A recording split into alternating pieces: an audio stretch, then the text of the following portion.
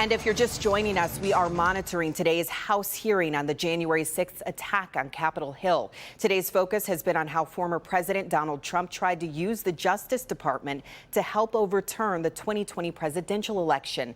Kimberly Gill is in the newsroom for us. And Kim, the hearing started about an hour ago.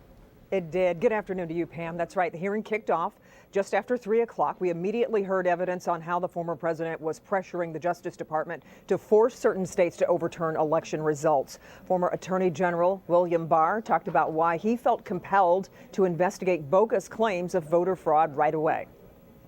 Frankly, I think the fact that I put myself in the position that I could say that we had looked at this and didn't think there was fraud was really important to moving things forward. And I sort of shudder to think what the situation would have been if the position of the department was, we're not even looking at this until after Biden's in office. I'm not sure we would have had a transition at all.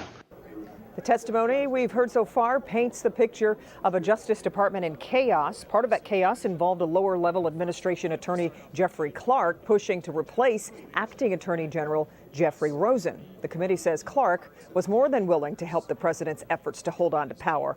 Barely an hour before the hearing began, sources reported federal agents have searched Clark's Virginia home this week.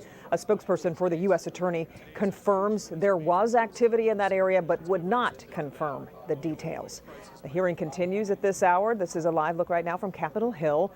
If you don't want to miss a minute of that testimony, as we told you at the top of this broadcast, it is streaming at clickondetroit.com. We expect the hearing will continue until almost 5 o'clock. We'll send you back to Washington after this news update. And by the way, the committee's final public hearings will be held in July. One member of Congress says there's been what he calls a deluge of new evidence that needs to be included in those future hearings. So, Pam, clearly there's much more to come. For now, though, we'll send it back to you in the studio. All right. Thank you, Kimberly. Sure.